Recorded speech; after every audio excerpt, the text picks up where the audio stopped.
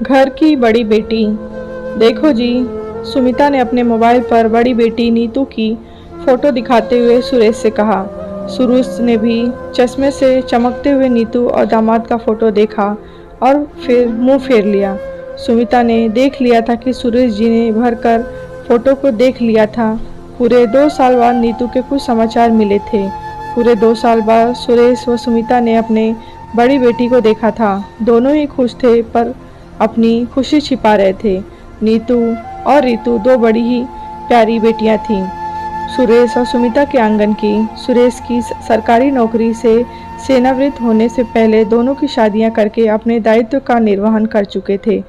सुमिता ने भी सुरेश की गृहस्थी की गाड़ी चलाने में कोई कसर नहीं छोड़ी। दोनों बेटियां अपने ससुराल में खुश थीं। दोनों के 2-2 बच्चे हो गए थे।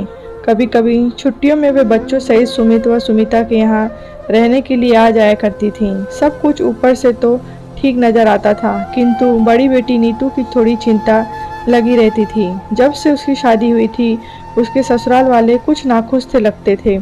सुरेश ने शादी में कोई कसर नहीं छोड़ी थी।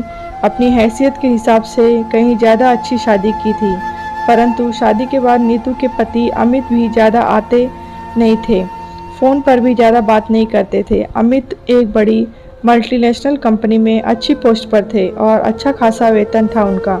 अमित के पिताजी भी बैंक मैनेजर में से रिटायर हो चुके थे। पहले तो सुरेश व सुमिता को लगा कि सब कुछ ठीक हो जाएगा।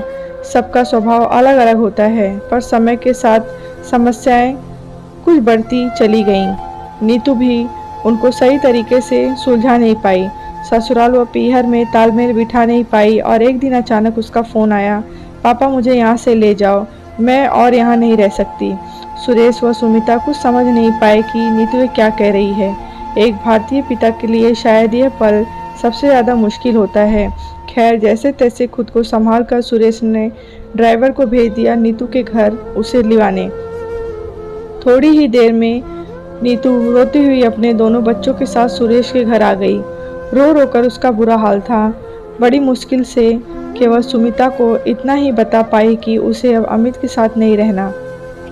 अमित और उसके घर वाले बात बात में टोकते हैं, सुरेश व सुमिता के लिए बुरे शब्दों का प्रयोग करते हैं और कभी कभी पैसों की मांग भी करते हैं। इसी को लेकर अमित ने उस पर हाथ भी उठाया। सुमिता तो सन्न रह गई। फूल सी बेटी की हालत देखी नहीं गई। इसी बीच उसने छोटी बेटी रीतू को भी फ़ोन करके बुला लिया था। रीतू भी नीतू की हालत देखकर दंग थी। कभी कभी सुमिता नीतू की हर मांग को पूरा करती थी तो रीतू अपनी माँ को मना करती थी, मम्मी ऐसे नीतू की हर बात को मत माना करो, उसे जो चाहिए अपने आप लेना चाहिए, ना कि मम्मी पापा से मांग कर। कभी कभी इन बातों पर रीतू व नीतू की तकरार भी हो जाती थी, पर सुमिता दोनों को चुप करवा देती थी। इस बार तो रीतू ने आते ही मम्मी से कहा, देखा मम्मी, मैं हमेशा आपको मना करती थी नीतू की हर बात और मांग को ना माने, परंतु आपने मेरी बात नहीं मानी।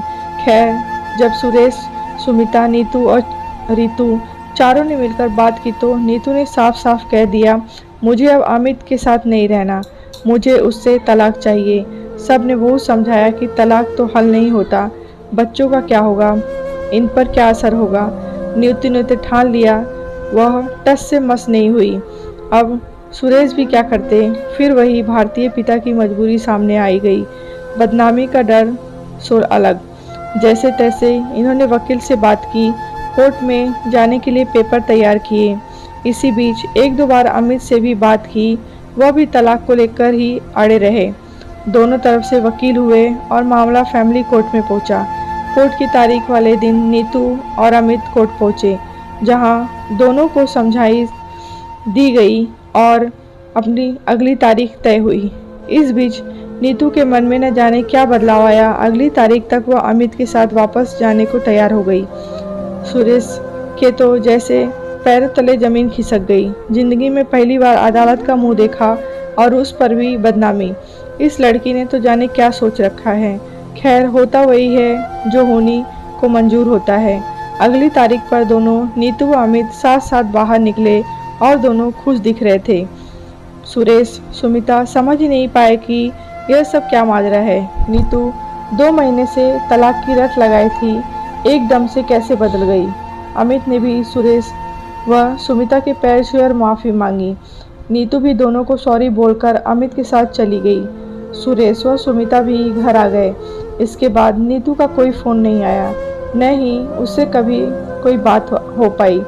सुमिता ने कितनी ही बार कोशिश की मगर उसका नंबर बदल गया था। नीतू से कभी बात हो ही नहीं पाई। कुछ दिनों पहले कहीं से खबर आई कि अमित का तबादला विदेश की किसी बड़ी कंपनी में हो गया है, तो नीतू भी अमित के साथ दोनों बच्चों को लेकर लंदन रहने चली गई। आज बहुत दिनों के बाद सुमिता की किसी सहेली ने फेसबुक पर नीतू की फ़ोटो देखी तो सुमिता को बताया और फ़ोटो भेजी। फ़ोटो में अमित व नीतू दोनों बहुत अच्छे लग रहे थे, खुश लग रहे थे। सुरेश व सुमिता को तो यह देखकर ही खुश थे कि कहीं भी रहे अपने पति के साथ खुश रहना चाहिए। यह कहानी आपको कैसी लगी है कमेंट बॉक्स में बताएं, लाइक करें, शेयर करें।